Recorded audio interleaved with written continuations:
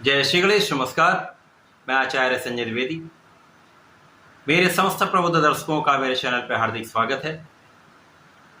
प्रिय दर्शकों, आज मैं तुला राशि का अगस्त माह का मासिक राशिफल लेकर आपके सम्मुख उपस्थित हूँ। अगस्त माह में जो ग्रहों की स्थितियाँ हैं, जो ग्रहों के परिवर्तन होंगे, वो इस माह में आपको किस प्रकार का लाभ देने जा रहे हैं, किन भाव में वृद्धि होगी, इस माह का आप कैसे लाभ ले पाएंगे, यदि कहीं पर कोई समस्या है तो उसका क्या निराकरण है, संपूर्ण विश्लेषण मैं पूर्ण तरीके के साथ करने जा रहा हूँ। प्रिय दर्शकों, इस राशिफल को आप अपने लग्न तथा राशि दोनों के अनुसार देख सकते हैं। अर्थात यदि आपकी तुला लग्न है अथवा तुला राशि है तो ये राशिफल आपके लिए। तुला राशि के लिए 1 अगस्त को जो ग्रहों की स्थितियां वो इस प्रकार होंगी। आपके लिए पंचम भाव में शनिदेव होंगे, आपके षष्ठम भाव में राहु का गोचर होगा, अष्टम भाव में गुरुदेव के साथ मंगल का गोचर चल रहा होगा।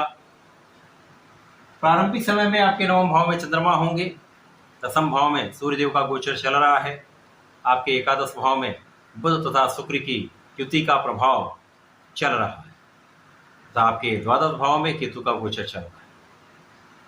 इस माह का पहला परिवर्तन बुध का है, जब बुध अपने एकादश भाव में ही वक्री अवस्था में आएंगे। 5 अगस्त को ये वक्री हो जाएंगे तथा 22 अगस्त तक ये वक्री अवस्था में रहेंगे। उसके पश्चात ये राशि परिवर्तन करके 10वें भाव में आ जाए।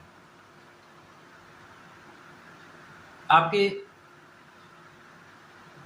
अगस्त माह में सूर्यदेव का परिवर्तन 16 अगस्त को होगा, जब सूर्यदेव 10वें भाव से एकादश भाव में प्रवेश कर जाएंगे, जहां पर स्वयं की राशि में इनका प्रवेश होगा।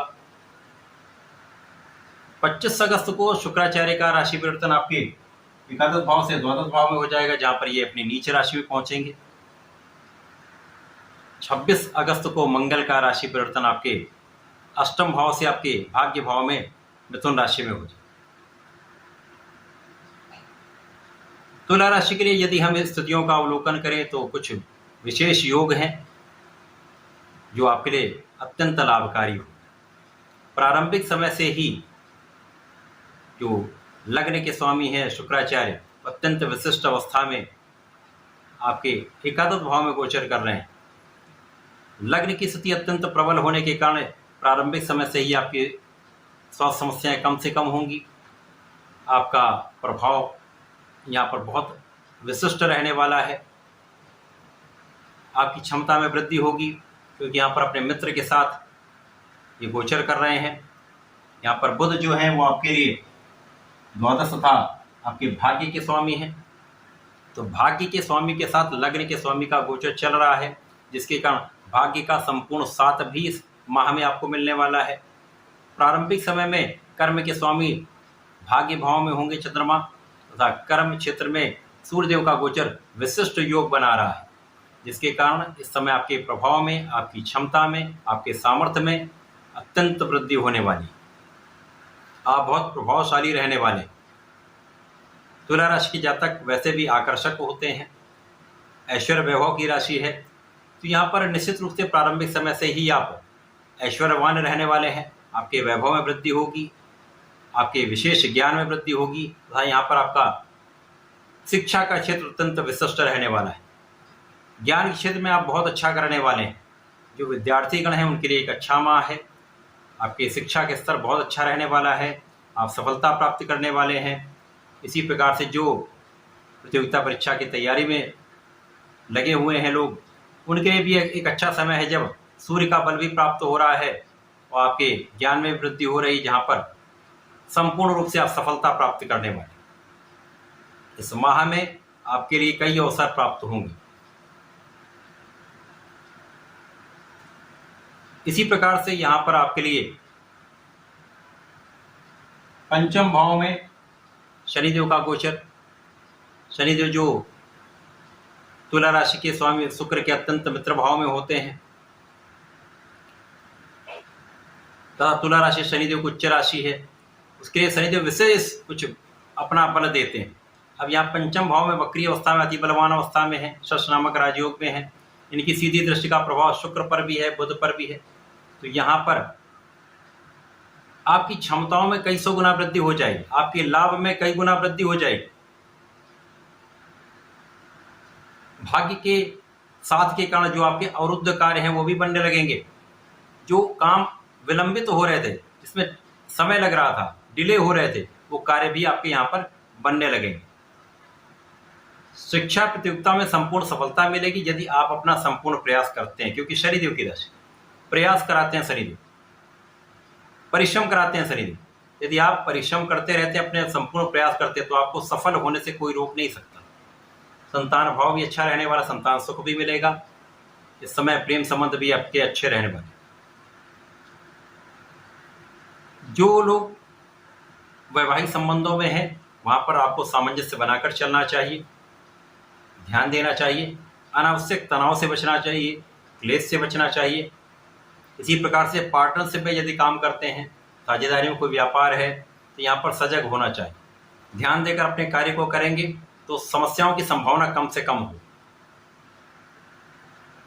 परंतु इस समय में निश्चित रूप से धन वृद्धि का समय है, संपूर्ण रूप से धन वृद्धि का समय। धन के स्वामी अष्टम भाव में गोचर कर रहे हैं वर्तमान समय में। अचानक ही कहीं न कहीं से धन के योग बन जाएंगे, अचानक धन लाभ हो जाएगा, चाहे वो परिवार के सहयोग से हो, पारिवारिक संपत्ति से हो।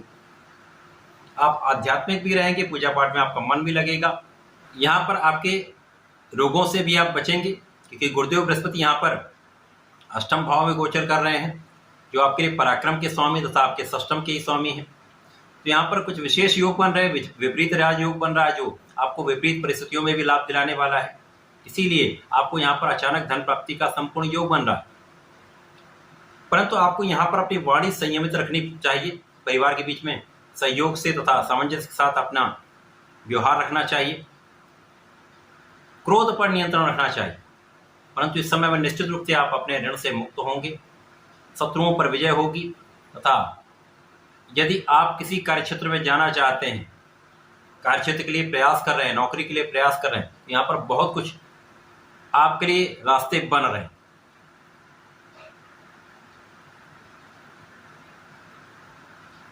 सूर्य और चंद्रमा का जो प्रारंभिक संयोग है वो विशेष है। चंद्रमा की राशि में सूर्यदेव का गोचर दसम भाव में अति बलवान स्थिति में है। जहाँ पर अति बलवान स्थिति इसलिए क्योंकि यहाँ पर दिग्बली भी सूर्यदेव हैं। मित्र की राशि में है तो अत्यंत बलवान स्थिति है। तो आपका कार्यक्षेत्र विशेष रूप से यहाँ पर वृद्धि करने वाला है, व्यापार में वृद्धि होने वाली है, व्यापार से बड़े लाभ लेने वाले हैं, नौकरी में पद की प्राप्ति हो सकती है, नौकरी में लोगों का सहयोग प्राप्त होगा। आपके नेतृत्व के कारण, आपकी प्लानिंग के कारण, आपकी क्षमता के कारण, आपकी योग्यता के कारण आपको सफलता मिलेगी, जिसका लाभ आपको धन के रूप में प्राप्त होगा। राहु का गोचर आपके षष्ठम भाव में चल रहा है, तो ज्यादा कदा कोई न कोई शत्रु अथवा आलोचना करने वाले लोग बने रहेंगे। उन पर अधिक ध्यान देने की आवश्यकता नहीं है, अपने आप उनका पराभव भी होता रहेगा। जो लोग विदेश जाना चाहते हैं उनके विदेश जाने का योग अवश्य बनेगा। विदेशी यात्राएं आपके लिए लाभान्वित करने वाली भी होंगी। विदेशी सेवाओं में जो लोग हैं उनके लिए विशेष योग है, जब आप एक अच्छा लाभ प्राप्त कर सकते हैं। जब बुध वक्री हो जाएंगे तो आपके दसम भाव को भी प्रबलता मिलेगी, आपके एकादश भाव को भी प्रबलता मिलेगी, तो धन भी बढ़ेगा, लाभ भी बढ़ेगा तथा आपका कार्यक्षेत्र में आपकी बुद्धि के बल से, आपके ज्ञान के बल पर, आपकी कैलकुलेशन गणनाओं के बल पर आप विशेष लाभ लेने वाले। 22 अगस्त तक आपकी ये स्थिति बहुत प्रबल रहने वाली। अब इसके बीच में ही जब 16 अगस्त को सूर्यदेव भी अपनी राशि में पहुंच जाएंगे, स्वराशि में त्रिग्रही योग बन जाएगा, तो यहाँ पर बड़े आपको लाभ इसलिए प्राप्त होने वाले क्योंकि यहाँ पर आपकी ज्ञान से, शिक्षा से, बुद्धि बल से, आपके वाणी के बल पर आपका ज्ञान का क्षेत्र अत्यंत विशिष्ट रहेगा। जो लोग इस क्षेत्र में हैं, वाणी से संबंधित क्षेत्र में हैं, कला जगत के क्षेत्र में हैं अथवा सरकारी विभाग में हैं, तो बड़े पद की प्राप्ति के साथ साथ बड़े लाभ की प्राप्ति का भी योग बन रहा है। संतान प्राप्ति का ही योग बनेगा, संतान सुख भी मिलेगा। कर्म क्षेत्र से लाभ वृद्धि निश्चित है। अब जब बुध दसम भाव में आ जाएंगे, वक्री होकर राशि परिवर्तन कर लेंगे, तब यहाँ पर राहु के प्रभाव में आ जाएंगे। अब यहाँ पर समस्याएं उत्पन्न होंगी क्योंकि राहु का पहले दृष्टि का प्रभाव कार्यक्षेत्र पर होगा। यहाँ पर ये चंद्रमा की राशि है, बुध भी यहाँ पर जड़ दोष में आ जाएंगे। अब आपको यहाँ पर बहुत सोच विचार कर कार्य करना होगा, अनावश्यक व्यय से बचना होगा, वाणी के कारण विवाद से बचना होगा, लोगों के बीच सामंजस्य रखना होगा। जिन लोगों के बीच में आप व्यापार करते हैं अथवा जहाँ पर आप नौकरी करते हैं अथवा जिस प्रोफेशन में हैं वहाँ पर लोगों के बीच में सामंजस्य बनाकर चलना होगा, क्योंकि यहाँ पर वाणी से विवाद की संभावना निश्चित रूप से रहती है। व्यापारिक स्थिति में कुछ अवरोध आते हैं, कुछ धन फंसने की संभावना बन जाती है। 25 अगस्त को जब शुक्राचार्य 12वें भाव में चले जाएंगे जहाँ पर ये नीच के हो जाएंगे, तब यहाँ पर शुक्र भी नीच के हो गए, राहु के प्रभाव में रहेंगे, बुध भी यहाँ पर राहु के प्रभाव में रहेंगे। अब यहाँ पर स्थिति जटिल हो जाती है। यहाँ पर स्वास्थ्य समस्याएं भी हो सकती हैं, अनावश्यक व्यय भी हो सकता है, आपके स्वास्थ्य में कुछ व्यय हो सकता है, किसी न किसी कारण से आपकी यात्राओं में थकान वाली यात्राएं होंगी, वहाँ पर अनावश्यक व्यय होगा। तो यहाँ पर आपको सजग भी रहना होगा, किसी भी प्रकार के व्यसन से बचना होगा, भोग विलास से बचना होगा, किसी भी स्त्री का अपमान नहीं करना है। 26 अगस्त को एक अच्छा परिवर्तन होगा जब आपके लिए मंगल का परिवर्तन भाग्य भाव में हो जाएगा, धन के स्वामी भाग्य में आएंगे, निश्चित रूप से एक अच्छी स्थिति है। यहाँ पर जीवन साथी के साथ सामंजस्य भी अच्छा हो जाएगा, धन की स्थिति पहले से प्रबल हो जाएगी।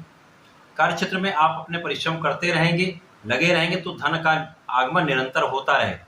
यद्यपि यहाँ पर कुछ धन कम बचा पाएंगे, परंतु धन की मात्रा में कोई विशेष कमी यहाँ पर नहीं होनी। यहाँ पर भाग्य का संपूर्ण साथ भी मिलेगा। अब भाग्य के स्वामी बुध हैं जो जड़ दोष में है, मंगल का प्रभाव कहीं न कहीं आपको ऊर्जा देगा, सकारात्मकता देगा, जिसका प्रभाव आपके जीवन पर पड़ने वाला है। माह के अंत तक कुछ समस्याएं अवश्य रहेंगी, परंतु ये समय आपको परिश्रम करके लाभ दिलाने वाला है। अगस्त माह में तुला राशि के जातकों को नियमित रूप से भगवान भोलेनाथ पर जलार्चन करना चाहिए। प्रत्येक शुक्रवार को श्वेत मिष्ठान अर्पित करना चाहिए, दूध से बना मिष्ठान अति शुभ है। तथा इस समय में आपको नियमित रूप से गणपति जी की आराधना करनी चाहिए। गणपति स्तोत्रम का पाठ करते हैं अथवा अथर्वशीर्ष का पाठ कर लेते हैं, सर्वाधिक शुभ प्रभाव मिलेगा, आपके जड़ दोष का प्रभाव भी कम होगा, बुद्धि बल भी श्रेष्ठ रहेगा तथा बहुत सारी समस्याएं समाप्त होंगी। तो ऐसा करके समय का उपयोग करें लाभ में। धन्यवाद, नमस्कार।